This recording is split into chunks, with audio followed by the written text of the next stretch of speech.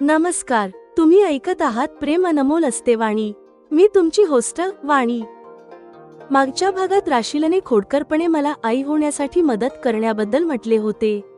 आज तुम्ही ऐकाल की माझा अविवाहित राहण्याचा हट्ट कसा मोडतो आणि राशील तिच्या भयानक भूतकाळाच्या भीतीमध्ये परागसोबत तिची अनोखी प्रेम कहाणी कशी सुरू करते.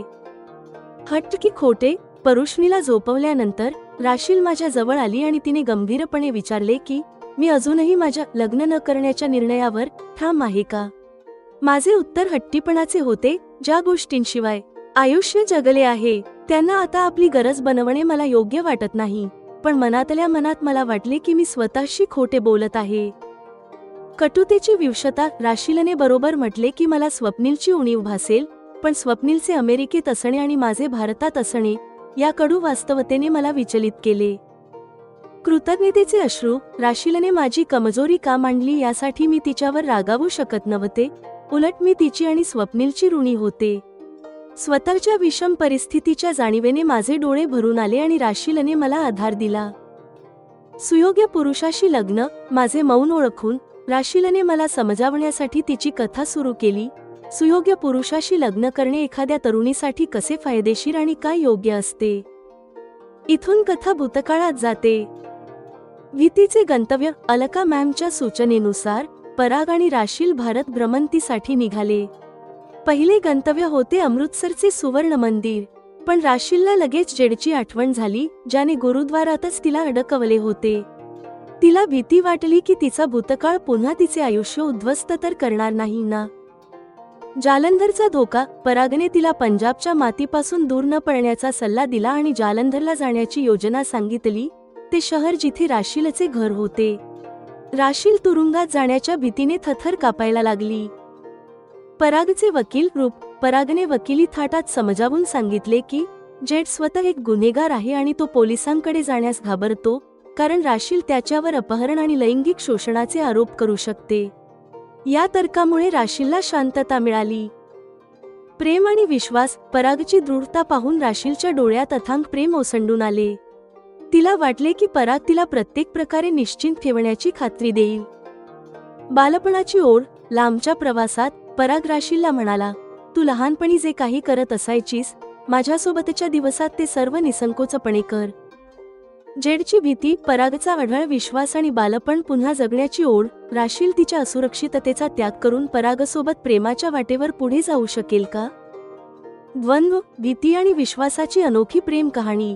प्रेम अनमोल असते वाणी मध्ये तुम्ही ऐकाल भाग 54. हट्ट, हकीकत आणि पराग. राशीलच्या भारत यात्रेचे रहस्य. वाणी, अशी लाजाळू का होत आहेस. आता विचार ना मला, मी तुला कशी मदत करू शकते. झोपलेल्या परुष्णीला पाळण्यात निजवताना राशीलने मला विचारले. स्वप्नील आणि माझे लग्न लावून देण्याच्या उद्देशाने तिने हे म्हटले आहे, हे मी ओळखले आहे. तिने आपला हेतू पुढे स्पष्ट करण्याचा प्रयत्न केला नाही. ती बेडवर परत आली आणि हेडबोर्डला टेकून बसली.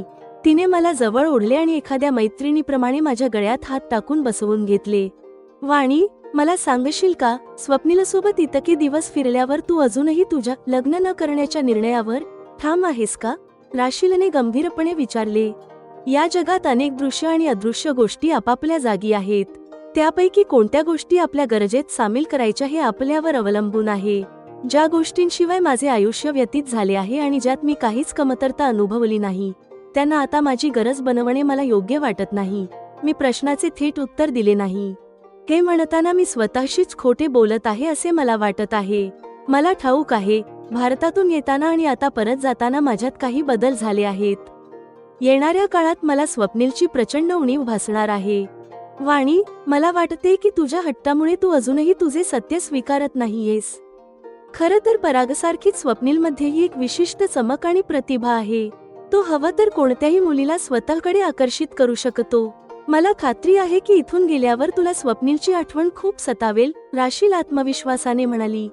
राशील जे सांगते ते ऐकायला मला छान वाटत आहे, तरीही वास्तवतेच्या कटुतेने मला विचलित केले आहे. स्वप्नील अमेरिकेत आणि मी भारतात असणे हेच कारण आहे की मला स्वप्नीलला विसरणे भाग पडणार आहे. मी उदास झाले आहे. माझ्या मनात जे आहे पण मी सांगितले नाही ते हेच. राशील, जेव्हा तुला ठाऊक होते की स्वप्नील असा मुलगा आहे, मग तू मला त्याला भेटण्याची परिस्थिती का निर्माण केलीस? मला जबरदस्तीने अमेरिकेला का बोलावले? माझ्यासोबत असे का केलेस? ज्याची उणीव मला कधीच भासली नव्हती त्याला तू माझी कमजोरी का बनवलंस? मी राशीलची कृतज्ञ आहे. ही तक्रार करून मी कधीच कृतज्ञ होऊ शकत नाही.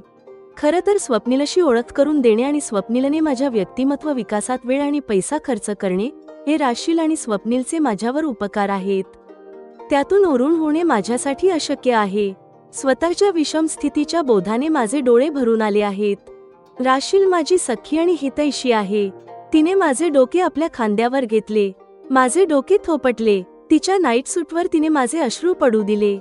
वाणी, अलका मॅम म्हणाल्या होत्या म्हणून मी परागला भेटले. तेव्हा लग्न करणे योग्य आहे की नाही हे मला ठाऊक नव्हते.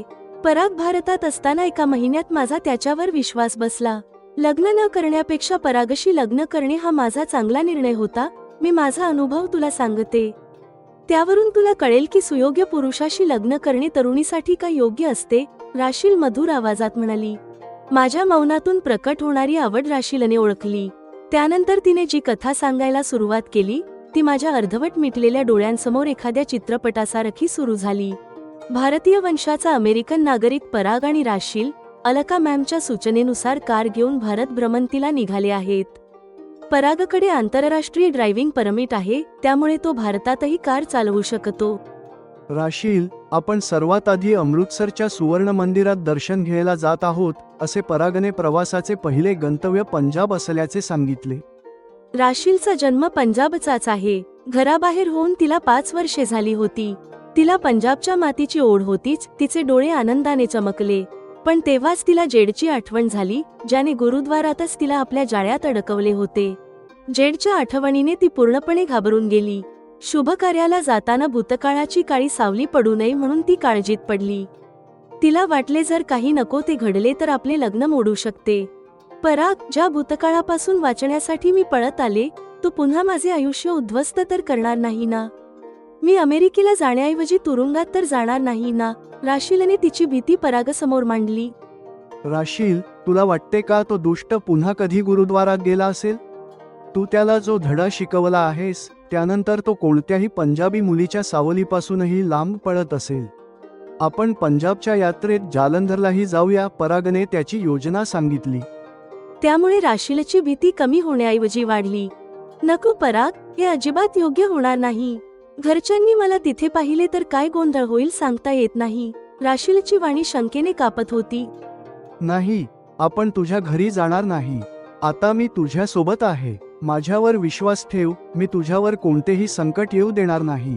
जालंधरमध्ये आपण गुरुद्वारात जाऊ आणि तुझ्या घराच्या जवळच लंच करू, परागने सविस्तर योजना सांगितली. तू काय बोलतोयस? तिथे माझे घरचे असतील, कोणीही मला ओळखू शकते. त्यामुळे मोठी समस्या निर्माण होऊ शकते, राशील काकुळतीला येऊन म्हणाली. तिला परागने जालंधरला जाण्याचा विचार सोडावा असे वाटत होते. मी तुझे जुने फोटो अनेकदा पाहिले आहेत. जर बुवाने तुझी ओळख राशील म्हणून करून दिली नसती तर मी सुद्धा तुला ओळखले नसते. तुला घरच्यांसमोर यायचे नाहीये हे ठीक आहे, पण तुझी ओळख लपवून जगणे योग्य नाही. मी सोबत असताना तुला घाबरण्याची गरज नाही, पराग ठामपणे म्हणाला. मी एक अपराधही केला आहे हे तुला ठाऊक आहे. जर मी ओळखले गेले तर पोलीस मला अटक करू शकतात, राशीलने धोक्याची जाणीव करून दिली. जो स्वतः अपराधी असतो तो पोलिसांकडे जायला घाबरतो. जेड कधीच तक्रार करणार नाही, उलट त्यालाच भीती असेल की तू त्याच्यावर अपहरणाचे आरोप करशील. त्यामुळे तू अजिबात घाबरू नकोस, परागने एखाद्या वकिलासारखे तिला समजावून सांगितले.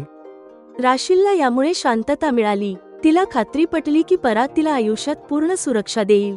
तिच्या डोळ्यात परागबद्दल अपार प्रेम दाटून आले. ती एकटक परागकडे पाहू लागली. आता राशीलच्या मनात कोणतीही भीती उरली नव्हती, फक्त परागसोबतच्या भविष्याची स्वप्ने होती. परागच्या विचारण्यावरून राशीलने जेडचे खरे नाव आणि पत्ता देखील सांगितला. राशील, तू लहानपणी जे काही करत असायचीस ते माझ्यासोबत निसंकोचपणे कर. मला तुला पुन्हा लहान होऊन आनंदात जगताना पाहायचे आहे, परागने तिच्याकडे अतिशय प्रेमाने पाहिले. भाग 54 समाप्त.